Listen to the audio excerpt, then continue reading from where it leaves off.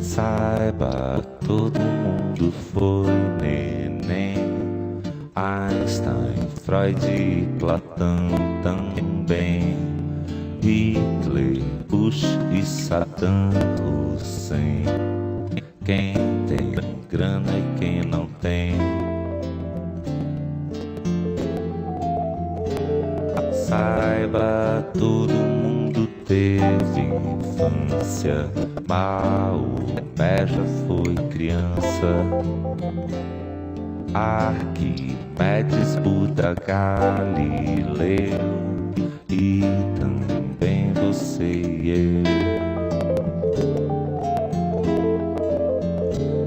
Saiba, todo mundo teve medo, mesmo que seja segredo.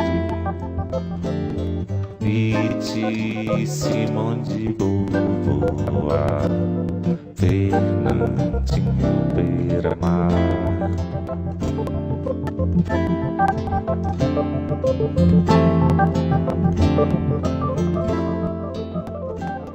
Este texto inicia-se a partir de uma atípica consciência, a qual é perfeitamente representada e compreendida por nós, integrantes do Grupo Cor.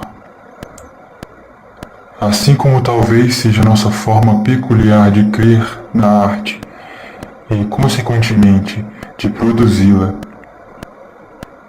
Por meio da descoberta da prática da pintura, somos capazes de semiotizar algo que talvez seja indizível por outras vias documentais. Além disso, o que nos caracteriza é o fato de sermos jovens aprendizes brasileiros e de depositarmos todas as nossas crenças na arte como uma potente ferramenta de transformação social. Outros, sim, existem de nossa parte preocupações com a forma de pintar conhecida como contaminada. Nesse sentido, nossas pinturas deslocam-se de mãos em mãos, ou seja, nossas intervenções pictóricas são divididas com todos os componentes que pertencem ao Grupo Cor. Por conseguinte, não nos preocupamos com o fato de nosso trabalho findar após muitas intervenções e reflexões.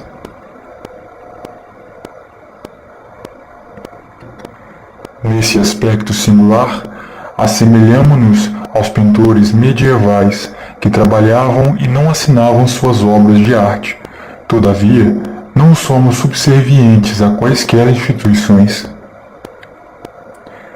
Tendo isso em vista, entendemos o processo denominado contaminação da pintura como um estado natural da existência em que estamos todos envolvidos. Assim, a vida parece-nos mais próxima de outras vidas humanas e de outras espécies quando nos desnudamos de nossos caprichos pessoais, quando trabalhamos com as cores e quando retratamos o que nos parece comum. A observação proveniente do acúmulo de nossas pinturas nasce com a simulação e o resgate de nossos próprios corpos carbonizados. O efeito dessas pinturas fez-nos perceber e retratar a estreita relação entre a vida e a proximidade da morte. Além disso, a percepção de que, no decorrer de nossa formação, acumulamos registros de nossos próprios corpos em tecidos, como impressões em um sudário, fez-nos refletir sobre o significado dos resultados de nossa arte. Em um sentido figurado, somos filhos de uma pátria cuja periferia excludente mata e desaloja milhares de jovens todos os anos. O Brasil é palco de verdadeiros holocaustos no que se refere à marginalização infanto-juvenil.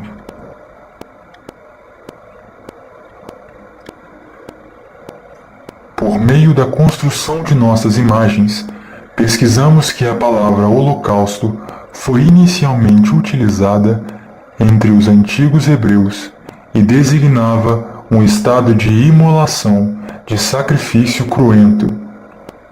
Em um salto histórico, o vocábulo foi reempregado e faz alusão ao nazismo hitleriano. Sabe-se que o horror nazista foi bastante discutido e compreendido ao longo da história.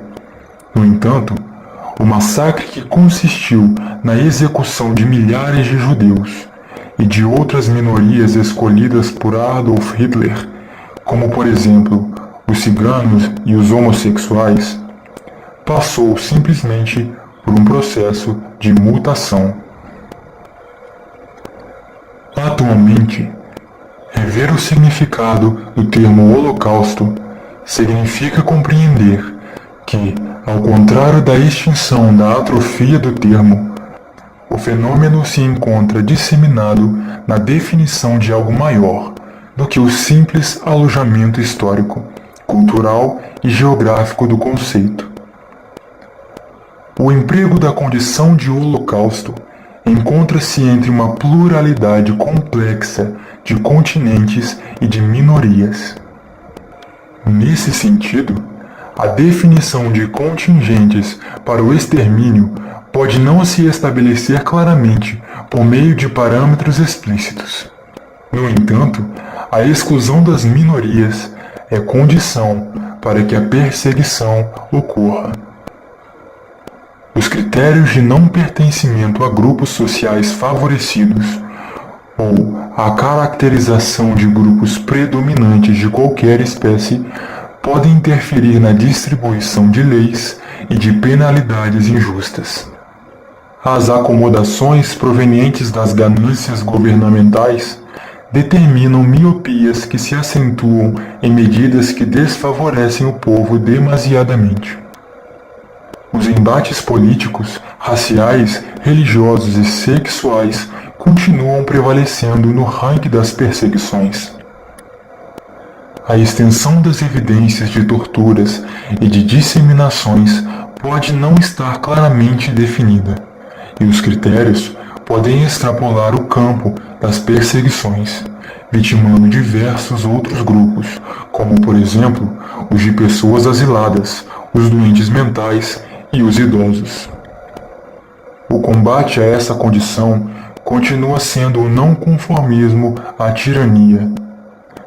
Territorialmente, podemos não localizar com clareza as pré-condições que cada país utiliza para desenvolver suas metodologias perversas de exclusão social. Mas a minimização dos impactos e dos efeitos do conceito de holocausto somente ocorre a partir da documentação e da denúncia por parte das constantes militâncias de origem contrária à prática do prevalecimento da força bruta sobre as sociedades.